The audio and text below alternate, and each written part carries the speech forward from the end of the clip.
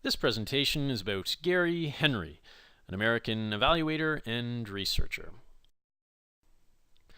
On the evaluation tree that we have recently become quite familiar with, he is situated on a relatively nice medium-sized leaf on the methods branch, along with fellow colleague Melvin Mark.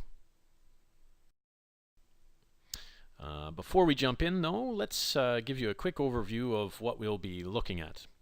Firstly, we'll take a glance at Henry's education and career progression, some of his main influences on evaluation, recent appointments and work projects, current specializations in some of his evaluation projects, key publications, that is to say books and articles, his primary contributions to the field, a few awards and honors, and lastly, his point of view on a few key contemporary issues in the field. Gary Henry's passion for education ignited at a young age as the Winchester, Kentucky native became a first-generation college graduate. After earning bachelor's and master's degrees from the University of Kentucky and a PhD from the University of Wisconsin, Henry began working for the Virginia General Assembly on evaluation studies and ultimately served as the state's Deputy Secretary of Education and Deputy Superintendent of Education. He then moved to Georgia, where he won the contract to evaluate the pre-kindergarten and Hope Scholarship programs. He also developed the state's first school report cards. He later served as the director of the Carolina Institute for Public Policy at the University of North Carolina at Chapel Hill, where he conducted evaluation research on the state's teachers and the most impoverished school districts. Through these projects, Henry was able to do something that he had always wanted to do, that is, link millions of students' test scores to their teachers and add student, teacher, and school characteristics to the database to better understand what factors affect student academic performance and teachers' development over time. Multiple people have influenced the evolution of Gary Henry's thinking about evaluation, particularly in the formative stages of his career. The Encyclopedia of Evaluation makes note of Gordon Garner, Ray Pethel, and Don Finley, who emphasized the social mission of public service and evaluation, the need to be accurate and concise in providing information, and the importance of looking at alternative interpretations of the data and who might push them in the policy process. As such, his view is that the primary role of evaluation is to enhance and supplement the natural sense-making efforts of those in the sector as they seek social betterment. Henry is a Patricia and Rhodes Hart Distinguished Professor of Public Policy and Education in the Department of Leadership, Policy, and Organization at Vanderbilt University. Formerly, he held the Duncan and Rebecca McRae Professorship of Public Policy and directed the Carolina Institute, as we mentioned earlier, for Public Policy at the University of North Carolina. Before that, when he started off, he was professor at Georgia State University, and while there was the director of the Applied Research Center and director of the Council for School Performance. Still working in evaluation with many of his colleagues, as some seen in the photo below, Henry specializes in education policy, educational evaluation, teacher quality research, and quantitative research methods. He currently leads two educational research projects. One is the evaluation of the North Carolina Race to the Top initiative, and the other is the Teacher Quality Research Initiative for the University of Carolina General Administration. Henry has published extensively in top journals such as Science, Educational Research, Educational Evaluation and Policy Analysis, the Journal of Teacher Education, and the Evaluation Review. He is the author of multiple books in evaluation. Henry's contributions have, over time, flowed from emphasis on quantitative methods, which we see here with practical sampling and graphing of data, to recent research on the influence of evaluation, which he writes quite a bit about with Melvin Mark. Common collaborators include the three following colleagues here of his, Melvin Mark and George Jones, which have co-authored numerous articles and several books that we saw in the last slide, particularly on evaluation influence. With Jennifer Green here on the right, he was co-editor of New Directions in Evaluation from 1996 to 2003. During his many years as an evaluator and researcher, Henry's primary contributions to the field of evaluation have been generally by his interest in evaluation methods, evaluating state and federal programs, and understanding evaluation's influence in democratic societies. Often, the evaluations he conducted have attempted to inform and influence policy as well as improve programs. As a practicing evaluator, Henry has evaluated preschool programs, public information campaigns, and merit-based financial aid programs, and has developed performance indicators for many schools. His evaluation practice has allowed him to stay involved in the day-to-day details of collecting and analyzing evaluation data, working with stakeholders and the policy community, as well as disseminating findings about policies and programs to parents, program staff, policymakers, and the general public.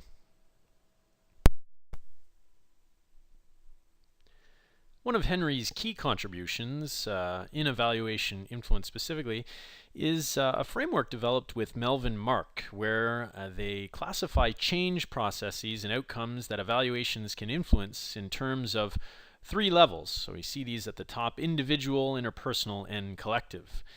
As they explain in their 2003 paper, the levels indicate the locus of the change process. So for instance, an individual level process may take place within just a single person, the interpersonal as a result of an exchange between two or more people, and the collective process might occur in an organization or at the institutional level. Although as they expanded on this framework, particularly in a paper presented the year later, it sort of became two-dimensional and added alternative mechanisms that may mediate evaluation influence. So in addition to the three levels of analysis at the top, individual through collective, they then classified mechanisms into four kinds. Here we see these vertically. General processes which are important for understanding how evaluation can influence, is seen at the top, and then the second through fourth rows on the table here contain the mechanisms that may result from evaluation's influence. So cognitive and affective processes refer to shifts in thoughts and feelings, such as attitude valence, there we see under individual. Motivational processes refer to goals and aspirations, perhaps via responses to perceived rewards and punishments. Essentially, these processes may be important in influencing practitioner behavior. And then the last one, behavior processes, refer to changes in actions. So for instance, as outlined in his paper, these would include changes in a teacher's instructional practices at the individual level. If we look at the collective level, we'd think maybe government policy change in a larger sense. So behavioral processes often comprise more long-term outcomes. Henry is the recipient of the 1998 Outstanding Evaluation of the Year Award from the American Evaluation Society, as well as the 2000 Joseph Holy Award for Outstanding Scholarship on Accountability from the American Society for Public Administration. Point of view. When asked to discuss his thoughts regarding today's evaluation issues, here's what Gary had to say. Evaluation use has always been important to our field. Most of us consider it an important criterion in judging the merit of our work. We lack clarity, however, in what it means for our work to be used, and consequently the term use over time has been stripped of meaning. Thinking about use as the end goal of evaluation limits us from seeing the various types of influence evaluation can have. We need a paradigm shift in how we think about and research this topic. This shift requires that we think about evaluation as an intervention with its own set of processes, outputs, and outcomes that we are aware of and accountable for.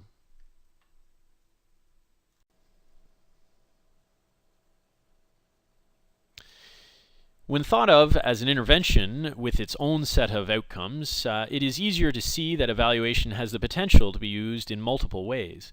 To illustrate this, we can think of mapping the intervention of evaluation like we map other interventions or programs using logic models or theories of change.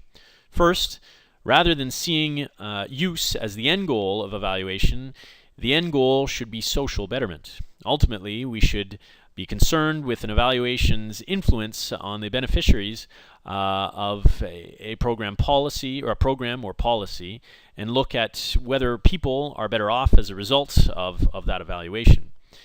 Backing up from this end goal, we can identify the various evaluation outcomes that will lead to social betterment. Rather than view these outcomes as types of evaluation use, we should think about them as types of influence, or as direct and indirect changes that are triggered by evaluation. By changing the term from use to influence, it becomes easier to think about evaluation as an intervention and to seek the broader ways in which evaluations or the evaluation process itself influences social betterment in the long term.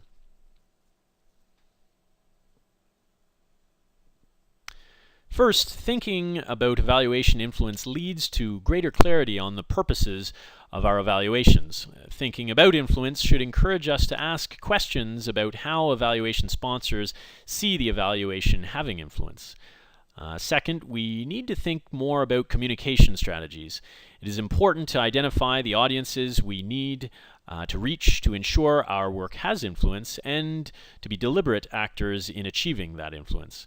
Third, transparency is important. Underlying the concept of influence is the notion that people have to know evaluation findings in order to use them. If evaluators embrace the notion of evaluation as an intervention and are accountable for the outcomes of our work, many types of evaluation influence are possible. Ultimately, this can change the way we think about our work and help shed the perception that much of our work goes unused.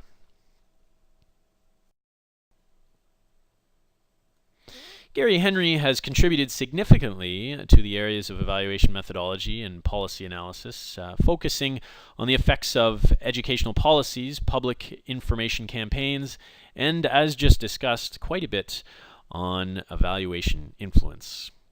To summarize, his view is that the primary role of evaluation is to enhance and supplement the natural sense-making efforts of those in the sector as they seek social betterment.